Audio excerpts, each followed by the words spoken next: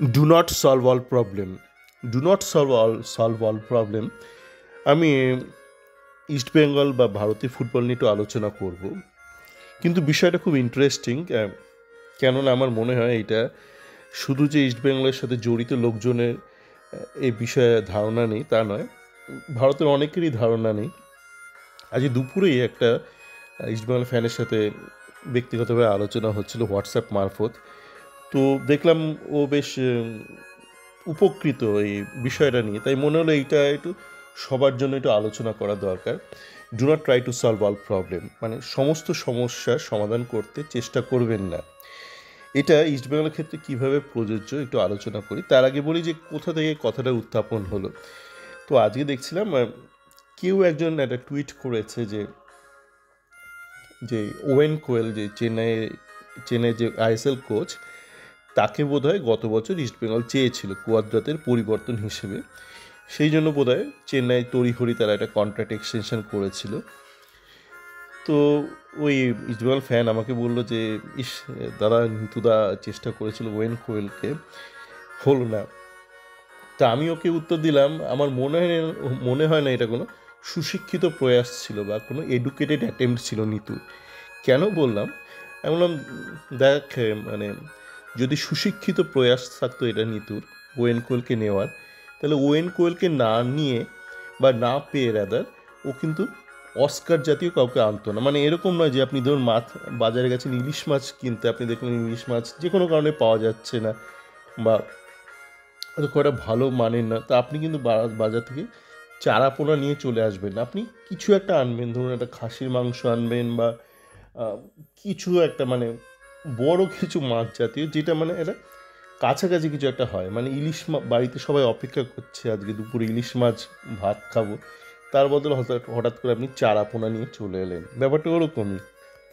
তো বলে, হ্যাঁ দাদা তুমি ঠিক বলেছো, নিতু যেটা লক্ষ্য থাকে যে কে মোহনবাগানকে হারিয়েছে আর কে আইএসএল জিতেছে। আমি বললাম হ্যাঁ, একদম ঠিক কথা।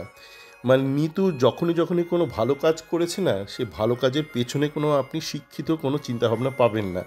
সেই জন্য যেটা হয় যে, যেহেতু ব্যাপারটা তাহলে বেসিক্যালি কী হয়, তুক্কা থেকে ওর ভালো কাজগুলো হয়ে এসছে, সেই জন্য দেখবেন একটা কনসিস্টেন্সির অভাব রয়েছে ওর, যে ভালো কাজের মধ্যে একটা চূড়ান্ত কনসিস্টেন্সির অভাব। তার কারণ ওর মধ্যে শিক্ষিত ব্যাপারটা নেই। ওকেই শুধু আমি দোষ দেবো না, মানে যারা যারা জড়িত ইস্টবেঙ্গল ক্লাবের সাথে এবং বিগত কয়েক বছরে যারা জড়িত, মানে সেই ইনভেস্টারের তরফ থেকে হোক বা ক্লাবের মধ্যে যারা আছে, তাদের মধ্যে কিন্তু শিক্ষিত প্রয়াসটা খুব কম। দেখুন, আপনি যদি একটা শিক্ষিত একটা এডুকেটেড প্রয়াস থাকে, তাহলে কিন্তু আপনার সাথে যদি ভাগ্য সহায় নাও হয়, যেটা চ্যাম্পিয়ন্স লাগ আমরা বলি, আপনি কিন্তু ধারে কাছে কোথাও গিয়ে একটা বিফল হবেন। মানে এমন নয় যে আপনি বহু দূরে মুখ থুবড়ে পড়লেন, মানে আপনি চাঁদে যেতে গিয়ে বাড়ির ছাদেই মুখ থুবড়ে পড়ে গেলেন একটা, মানে আপনি রকেট ছাড়তে গেলেন মহাকাশে, তার বদলে বাড়ির ছাদে ওই ফুলঝুরি রকেটের মতো গিয়ে পড়লো, তা হয় না। তা এই যে আমি বলছিলাম যে সমস্ত সমস্যার সমাধান কেন করতে যাবেন না, এটা কিন্তু আমরা একটা অস্কারের উদাহরণ দিয়ে দেখি। এটা অস্কারের জন্য বলছি না, কেননা অস্কার এই মানে উপকারের থেকে অনেক দূরে। মানে অস্কারকে সামগ্রিকভাবে দেখে মনে হয়েছে একে জ্ঞান দেওয়া না দেওয়া সমান, কিন্তু আমরা অস্কারকে নিয়ে আলোচনা করছি যাতে করে বাকিরাও উপকৃত হয়, মানে সাধারণ ফ্যানরা উপকৃত হয়, বা যদি ভাগ্যক্রমে কোনো ইস্টবেঙ্গলের সাথে জড়িত ব্যক্তি এটা শোনে, কোনো দিন শোনে সরাসরি বা পরোক্ষভাবে, সে যাতে উপকৃত হয়। এবার দেখি মানে অস্কার কীভাবে এই ব্যাপারটাতে বিফল হতো। আমরা যে কোনো ফিল্ডে, মানে প্রফেশনাল যে কোনো ফিল্ডে, সে শুধু ফুটবলে সীমাবদ্ধ নয়, একটা কথা আছে, এটা ভারতে খুব একটা মানে ব্যাপারটা নেই, খুব একটা চর্চা নেই, যে আপনি একটা যখন সমস্যার সমাধান করেন, তখন অনেক সময় কিন্তু আরেকটা নতুন সমস্যার সৃষ্টি করে দেন। একটা উদাহরণ দিচ্ছি, যেমন অনেক সময় মানে সাপে কামড়ালে পায়ে একটা লোকে একটা দড়ি বেঁধে দেয়। এবার ডাক্তাররা বলে যে খুব বেশি জোরে বাঁধবে না, তাহলে কিন্তু একদম রক্ত চলাচল বন্ধ হয়ে যেতে পারে। তাও আরও একটা উদাহরণ দিই, এটা নিয়ে অনেকেরই একটা ধারণা নেই। ধরুন, আশা করি আপনাদের জীবনে সেই সমস্যা বা সেই অবস্থার সম্মুখীন আপনারা হবেন না। আপনারা হঠাৎ দেখলেন যে কেউ একটা অ্যাক্সিডেন্ট হয়েছে বা কাউকে একটা ছুরি আঘাত করা হয়েছে, তার দেহের মধ্যে একটা ছুরি ঢুকে গেছে, একটা কাচের বড় টুকরো ঢুকে গেছে। তো আমাদের মানে সাধারণত আমরা কী করি, আমরা সিনেমা দেখে যেটা শিখেছি, আপনি গিয়ে ছুরিটা বার করলেন বা একটা কাচের যে টুকরোটা বার করলেন, এটা কিন্তু খুব রিস্কি। আপনি যেটা বার করেন সে কিন্তু হঠাৎ করে মারা যেতে পারে। কেন সেটাও বলে দিই তাহলে। এটা লজিকটা বোঝার চেষ্টা করুন। যখনই একটা ছুরি বা কিছু একটা বাইরের একটা ফরেন মেটেরিয়াল ঢোকে বড়, অনেক সময় সেটা কোনো একটা শরীরের বড় একটা ভেন বা আর্টারি যা দিয়ে রক্ত চলাচল করে সেটাকে ড্যামেজ করে দেয়, পার্শিয়ালি বা ফুলি ড্যামেজ করে দেয়।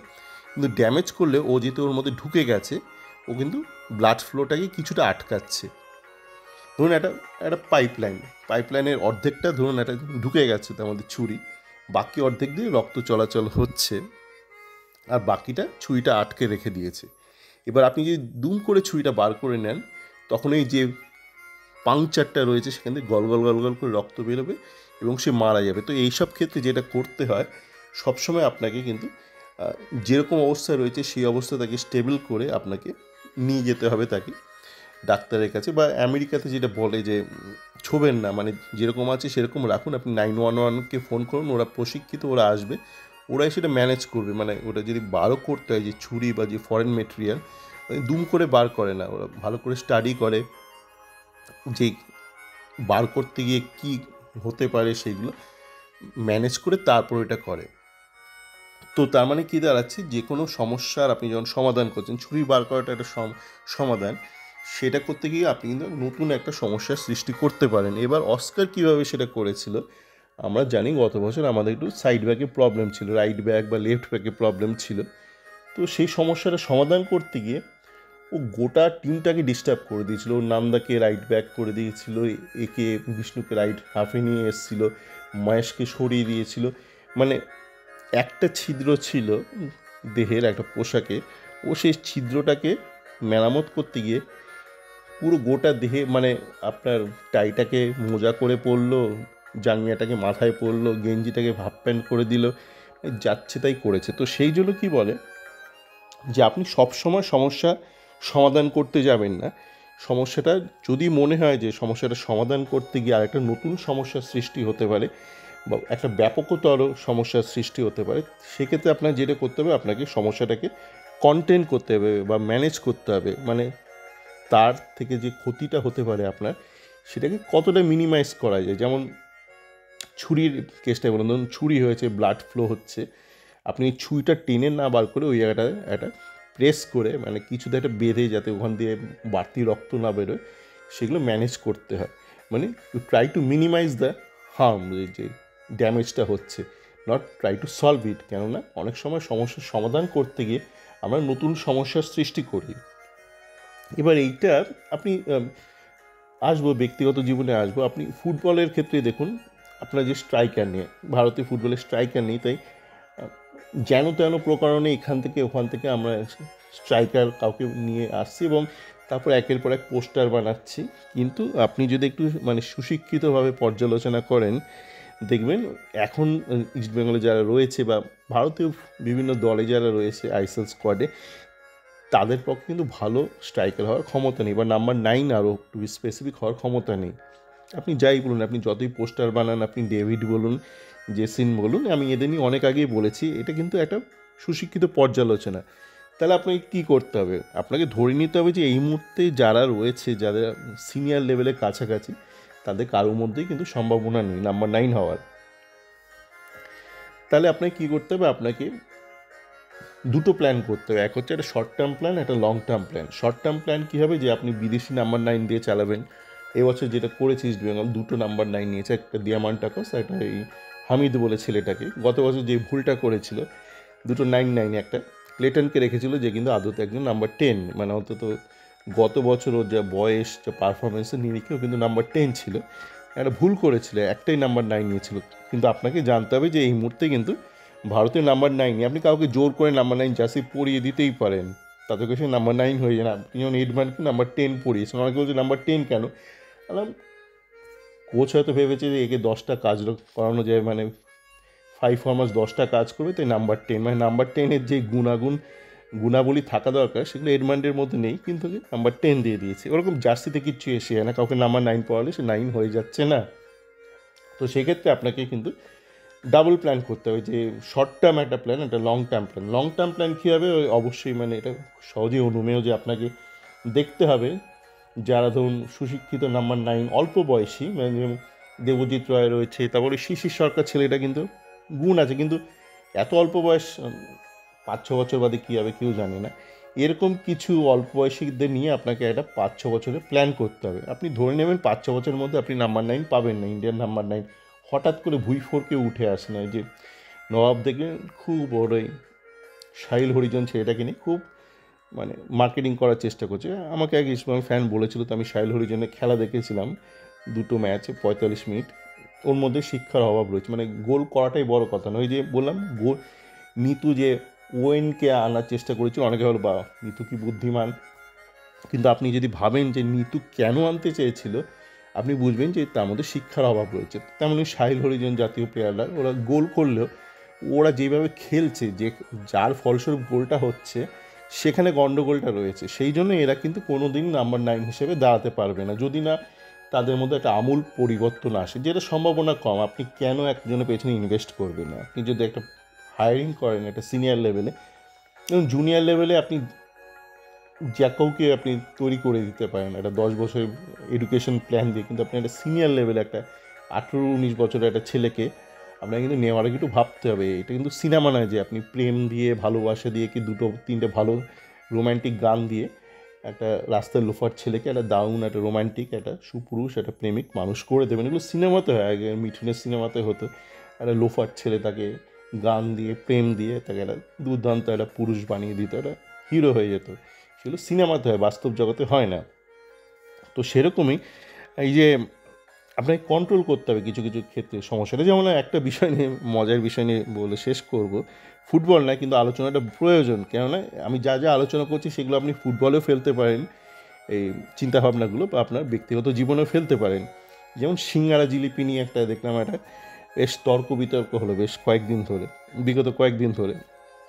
তো দেখুন, আমি জানি না কেন করেছিল সিঙ্গারা জিলিপির ওপর আক্রমণ বা এই ধরনের খাবার ফাস্টফুড স্ন্যাক্সের ওপর। দেখুন, দুটো কারণ হতে পারে কেন্দ্রীয় সরকারের। একটা তো হতে পারে যে মানুষজনকে একটু ব্যস্ত রাখা, যে এই সপ্তাহে মানুষকে এইটা নিয়ে ব্যস্ত রাখবো, মানুষ যাতে যে মৌলিক যে প্রশ্নগুলো আছে জীবন সংক্রান্ত সেই নিয়ে প্রশ্ন করে ব্যতিব্যস্ত না করে সরকারকে। তো এই সপ্তাহের আইটেম হচ্ছে সিঙ্গারা জিলিপি, সোমবার শুরু করো, শুক্রবার শনিবার শেষ হয়ে যাবে, পরের সপ্তাহে আবার নতুন কিছু একটা নিয়ে মানুষকে ব্যস্ত রাখবো, মানুষকে ভাবতে দেবো না বা প্রশ্ন করার অবকাশ দেবো না। এইটা হতে পারে, আমি জানি না এটা পসিবিলিটি। আর একটা পসিবিলিটি হতে পারে যে যে যারা ধরুন এই হলদিরাম, এই ভিকারাম, এইসব যারা আছে, তারা ভাবছে যে আমরা যদি এত রেস্ট্রিকশন আনতে পারি যে লেবেল করতে হবে, তাহলে হয়তো সেই রাস্তা বা ছোটোখাটো যে দোকানের সিঙ্গারা জিলিপি বেচাটা কমবে, আমরা লাভবান হব, মুনাফা আমাদের বাড়বে। কিন্তু আমি জানি না, আমি বিদেশে অনেক দেশে থেকেছি, সেখানে রাস্তার ধারে অনেক খাবার মানে সিঙ্গারা জিলিপিও পাওয়া যায়, মানে যেহেতু প্রচুর ভারতীয় দোকান আছে সেখানে, কিন্তু এই মানে সিঙ্গারার একটা সিঙ্গারাতে কত কি ফ্যাট রয়েছে, কত অয়েল আছে, এইগুলো না করে ওরা যেটা করে প্রসেস কন্ট্রোলটা করে, মানে যে প্রসেস ভ্যালিডেশন, যে একটা ধরুন একটা যেই দোকানে খাবার তৈরি হচ্ছে সেই দোকানে কিন্তু ফুড ইন্সপেক্ট হয়, কিছুদিন বাদে বাদে ফুড ইন্সপেক্টর আসে, সে হাইজিনটা দেখে, ক্লিনলিনেস দেখে, যে কী কী ইনগ্রেডিয়েন্টস ব্যবহার করা হচ্ছে সেইটা দেখে। তো কোনো দেশের কোনো সরকারের যদি কোনো কালে কোনো সৎ উদ্দেশ্য থাকে এবং কিছু সত্যিকারের উপকার করার চেষ্টা করে মানুষের, ধরুন সিঙ্গারা জিলিপি খেয়ে কেন সমস্যাটা হয়, দেখুন ফুচকাই ধরুন, ফুচকার মধ্যে কী থাকে, একটু ফুচকা থাকে, একটু আলু থাকে, তরকারি থাকে, বিট নুন, এইসব চাট মশলা থাকে, একটা তেঁতুল জল থাকে, মূলত লঙ্কা ফঙ্কা থাকে। কিন্তু আগে দেখতাম ফুচকা খেলে, যখন ভারতে যেতাম ফুচকা খেলেই পেটের গণ্ডগোল হতো, এখন সেটা অনেক কমে গেছে। তার কারণ কি আপনাকে বুঝতে হবে ফুচকা থেকে কেন সমস্যাটা হতো। এক হচ্ছে যে তেলের ভাজা হচ্ছে, মানে ভাজা তেলে একই ভাজা, পোড়া পোড়া তেলে একের পর এক ভাজা হতো ফুচকাগুলো, সেটা অনেকটা কমেছে অ্যাওয়ারনেসের জন্য, কলকাতাতে অনেকটাই কমেছে। আরেকটা যেটা হচ্ছে যে যে আনহাইজিনিক, যে যে ফুচকালাতে হাত অপরিষ্কার। এখন আমি দেখি কলকাতায় গলিতে গলিতে সমস্ত ফুচকালা অনেকটা হাইজিন মেনটেন করে। সবচেয়ে বড় সমস্যাটা যেটা ছিল আগে কলকাতা ফুচকালাদের, তাহলে জলটা যেটা ব্যবহার করতে, এখন আপনারা জানেন যে আগে কলকাতার পানীয় জল অনেকাংশে বিষাক্ত ছিল, এখন জানি না কতটা কী হচ্ছে। যেমন হাওড়ার দিকে পদ্মপুকুরের জল তো খেলেই আপনার জন্ডিস হবে। তো সেই সব জল দিয়ে আগে মোটামুটি হতো, কিন্তু এখন আমি দেখছি কলকাতার অলিতে গলিতে, শুধু বড় বড় মানে সাউথ কলকাতায় নয়, অলিতে গলিতে সব জায়গাতে কিন্তু আরওর জল ব্যবহার হচ্ছে, মানে বিশুদ্ধ জল ব্যবহার হচ্ছে। তো তেমনই আপনার সিঙ্গারা যে তেলে ভাজা, আপনি দেখবেন ভালো দোকানে যদি সিঙ্গারা খান, সেটা দেশের বাইরে বলছেন, আপনি যদি ভারতে বা কলকাতার মধ্যেই ভালো দোকানে খান, দেখবেন খুব একটা সমস্যা হচ্ছে না। রাস্তার ধারে সস্তা সিঙ্গারা আলুর চপের সমস্যাটা হচ্ছে, কেন হচ্ছে তার কারণ হচ্ছে তেলে ভাজাটা, পোড়া তেলে যে একের পর এক ভেজে যাচ্ছে, আগের দিনে পোড়া তেলে ভাজা, তার থেকেই সমস্যাটা হচ্ছে। তাছাড়া যেসব মশলা ব্যবহার করছে অনেকাংশেই সেখানে ইমপিউরিটিস রয়েছে, মানে বিশুদ্ধ মশলা নয়, আর এই পোড়া তেলটা থেকে বেশি হচ্ছে। তো এইগুলো যদি আপনি কন্ট্রোল করেন, এর উপর যদি নজরদারি করেন, তাহলে আপনি কিন্তু হাইজিন সেন্সটা বাড়বে। এবার দেখুন মানে কে কটা আলুর চপ খাবে তার উপর আপনার কোনো কন্ট্রোল নেই। আপনি আলুর চপের ওপর রোস্ট দেখালেন, ঠিক আছে, জিলিপির ওপর, কিন্তু সন্দেশ, আপনি যদি এখন একের পর এক সন্দেশ খেতে থাকেন, বা আপনি যদি এমনি গরুর দুধ খালি যদি ঢকঢক ঢকঢক করে খেতে থাকেন, আপনার সমস্যা হবে। আপনাকে তার জন্য তেলে ভাজা সিঙ্গারা জিলিপিতে যেতে হবে না। আপনি কতটা পরিমাণে কী খাচ্ছেন সেটাও কিন্তু ইম্পর্টেন্ট। আপনি ধরলাম কোনো তেলে ভাজাই খাচ্ছেন না, আপনি খালি এক গাদা গাওয়া ঘি, ভাত আর আলু সেদ্ধ খেয়ে যাচ্ছেন, একের পর এক খেয়েই যাচ্ছেন, মানে মানে রাক্ষসের মতন খেয়ে যাচ্ছেন, তাহলেও আপনার শরীরটা খারাপ হবে। আপনাকে তার জন্য এই আলুর চপ ফুচকা সিঙ্গারাতে খাওয়ার দরকার নেই। তো এইসব ব্যাপারগুলো অ্যাওয়ারনেস আর এই ফুড কন্ট্রোল, যে আপনার প্রসেস কন্ট্রোলটা করা খুব দরকার। তাহলে কিন্তু ওই এন্ড প্রোডাক্টটা মানুষের স্বাস্থ্যটা ভালো হবে। ওই যে বললাম, মানে আপনি কি কন্ট্রোল করতে চাইছেন, মানে আপনি ওই ফুচকা ওইগুলো লাগিয়ে লাভ নেই। তো আপনাকে একটু মাথা খাটিয়ে ঠিক করতে হবে যে আপনি সমস্যাটাকে নিয়ে কী করবেন, কীভাবে আপনি ওটাকে ডিল করবেন, প্রবলেমটাকে আপনি কি সমাধান করার চেষ্টা করবেন। সমাধান করতে গেলে কিন্তু উল্টো অন্য সমস্যা তৈরি হয়ে যেতে পারে। এই ক্ষেত্রে যেমন সিঙ্গার, আপনি এসব করতে গেলে একটা বিশাল সংখ্যক মানুষ অ্যাফেক্টেড হবে, যারা এই ইন্ডাস্ট্রিটার সাথে জড়িত। অলিতে গলিতে গোটা দেশ জুড়ে পকোড়াওয়ালা, এইওয়ালা, ভেলপুরিওয়ালা এগুলো রয়েছে, প্রত্যেকে অ্যাফেক্টেড হবে। তো আপনার তো সেটা লক্ষ্য নয়, আপনি চান ওভারঅল মানুষের হাইজিনটা, মানে হেলথ বা স্বাস্থ্য যাতে ভালো হয়, সেটা আপনাকে সেরকম কাজ করতে হয়। মানে আপনার যদি সেটা লক্ষ্য থেকে থাকে, আপনার যদি লক্ষ্য থাকে যে এক সপ্তাহ লোককে ব্যস্ত রাখবো, তাহলে এসব শুনছেন না, আমি শিওর আপনি এত অবধি শোনেন উনি। তো আশা করি সকলের কিছুটা হলেও উপকার হবে। সকলে ভালো থাকবেন।